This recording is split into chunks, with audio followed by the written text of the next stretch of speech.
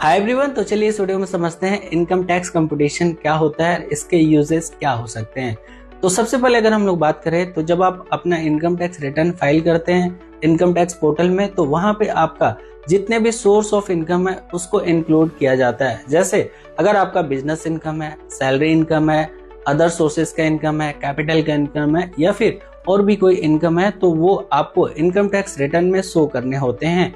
उसके बाद आपका ग्रॉस इनकम आता है, उसके अंदर आपका जो भी डिडक्शंस है वो माइनस होते हैं। उसके बाद टैक्सेबल इनकम आता है, जैसा कि आपको इनकम टैक्स कंप्यूटेशन में देखने को मिल रहा होगा। जैसा कि आपको स्क्रीन पे दिख रहा होगा, ये एक इनकम टैक्स का कंप्यूटेशन है जिसके अंदर different source of different heads of income include किए गए हैं, जैसे कि बिजनेस इनकम, कैपिटल गेन का इनकम, अदर सोर्सेज का इनकम। इसके अलावा अगर आपका कोई भी इनकम है जैसे हाउस प्रॉपर्टी का इनकम या फिर किसी और तरह का इनकम है, तो यहाँ पे आपको डिस्क्लोज करने होते हैं इनकम टैक्स कंप्यूटेशन में।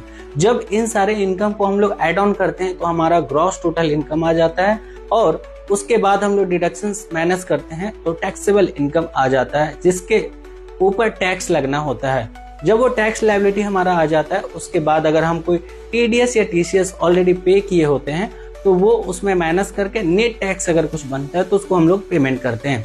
अगर आपका टीडीएस या टीसीएस ज्यादा डिडक्ट हो गया या कट गया है तो उस केस में क्या है कि आप रिफंड भी क्लेम कर सकते हैं। तो ये था एक छोटा सा वीडियो जिसके अंदर हम लोगों ने देखा कि इनकम टैक्स कंप्यूटेशन क्या होता है। अब बात करते हैं इसके यूजेस। बैंक वगैरह में जब आप लोन के लिए अप्लाई करते हैं तो बेसिकली वहां पे इसका यूज आता है, जिसमें बैंक मैनेजर ये समझना चाहते हैं कि आपका जो किस सोर्स का कितना इनकम है और कैसे कैसे टैक्सेशन हुआ है। इसमें पूरा ब्रीफ मिल जाता है। बेसिकली ये इनकम टैक्स रिटर्न का एक समरी भी आप बोल सकते हैं।